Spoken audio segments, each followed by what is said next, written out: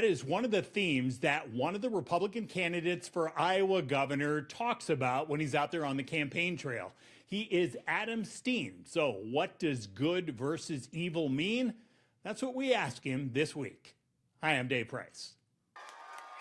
Steen led the Department of Administrative Services for nearly 5 years under Governor Kim Reynolds, but after she announced that she'd no longer run for re-election, Steen announced that he wants her job next. You frequently talk about good versus evil when you're campaigning. What does that mean to you? What's good and what's evil, and how do you impact that as governor? Yeah, no, that's a great question. I'll give you a real world example of how I've answered that in the public. I have been talking about the battle of good versus evil, because I believe that is exactly what we're in. Rob Sand came out with a couple videos attacking me for those comments. And I was at a wrestling tournament for my 8-year-old in a small town just south of Des Moines. And a gentleman came up and he said, "Hey, I know who you are." And his tone told me he didn't like who I was. And I said, "Well, tell me more. Like, what do you think?" And he said, "You got to stop with the good versus evil comments." And I said, "Well, why is that?" And he said, "I'm a Democrat and I'm not evil." And I said, "Let me ask you 3 questions." I said, "Are transgender surgeries to minors without parents knowing, is that good or is that evil?" And he said, "Well, that's evil." I said, "Are men in women's sports, is that good or is that evil?" And he said, "Well, that's evil." I said, "How about men in women's locker rooms? Is that good or evil?" He said, "That's evil." And I said, "That's what I'm talking about." And he goes, "Oh." He goes, "I didn't think about that." So that's where the line is drawn. That is where I am actively out there talking about good versus evil, because right now there are ideologies being forced into our communities, forced into our schools that flat out are evil, and we need to be willing and able to call it out for what it is. So that's where the line is, and that's kind of where I draw the line. Are any of those 3 examples still happening, or have those already been addressed? So we're trying to address them right now, but we're also seeing several schools that are not abiding by current laws that have been put forth. So we see it every single day not every single day. We see it on a regular basis from schools that are still pushing forth different ideologies for kids to essentially think differently than what they should be taught. So what I'm a fan of in our educational system, I'm not anti-public school. My boys, they go to public school, so we're not anti-public school. What I'm anti is when these standards and requirements are being forced down from on high to teachers, so teachers aren't allowed to teach appropriately. I'm a fan of allowing public schools the option of continuing down the path that they're going down from the requirements and standards, or give them an option to teach more of a classical education. I'm a huge fan of classical education, more phonic based, teaching kids to their gifts and their talents versus being forced into standards that don't work for how they're made. Okay, give us some examples of what you mean there. What is being taught that shouldn't be? Yeah, so one example right now from a requirement perspective that's being forced down upon teachers, and something I say on a regular basis, is teachers are not allowed to teach. So again, my boys go to public school. My 10-year-old has Joubert syndrome, so he's got special needs. My 8-year-old does not have the syndrome. My 10-year-old, we've been going to the AEAs for almost 10 years, probably 9.5 years. He has an IEP with the public school, and he's also got a one-on-one. So we are embedded into the infrastructure of public schools. He will go to class, and he is judged or scored on his reading by how fluent he is. So how fast he can read is how he is scored.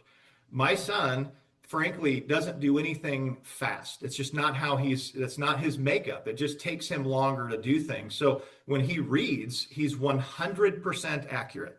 He's 100% accurate, but he doesn't read fluently. He doesn't read as fast as the requirements are being forced down upon him. So ultimately what happens is he comes home with zeros on his papers.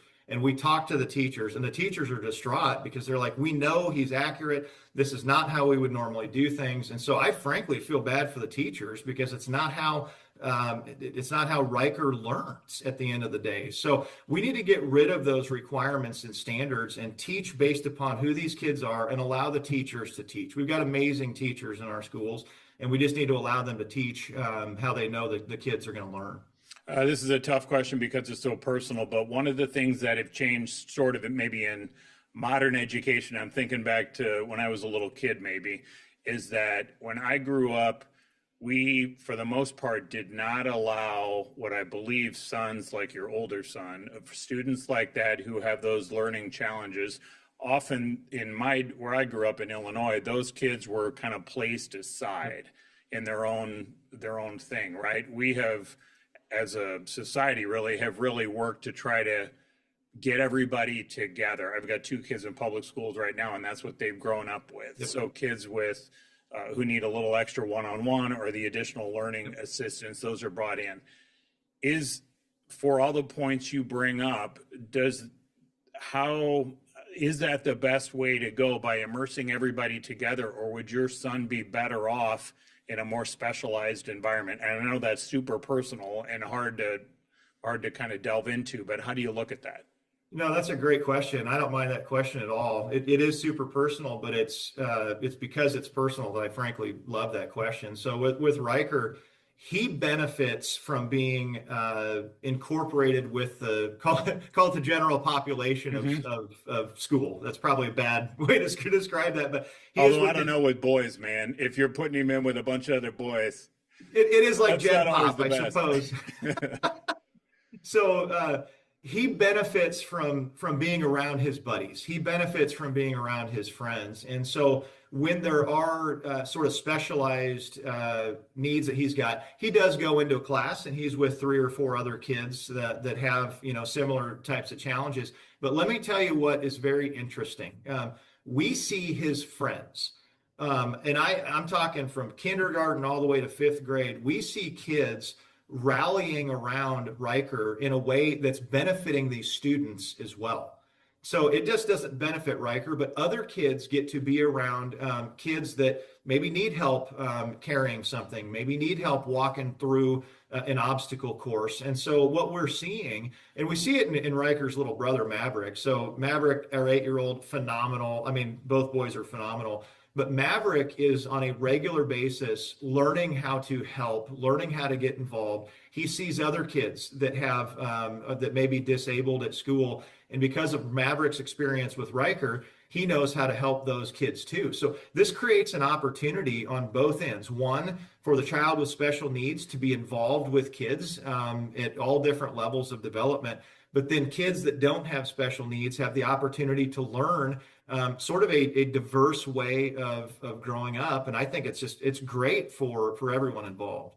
This week, Bob Vander Plaats, the president and CEO of the Family Leader, endorsed Steen for governor. The Vander Plaats, like the Steens, also had a son with a rare disorder. His name was Lucas, and he unfortunately passed away a few years ago. Bob wrote a book in honor of his son named Light from Lucas. That is Inside Iowa Politics for this week.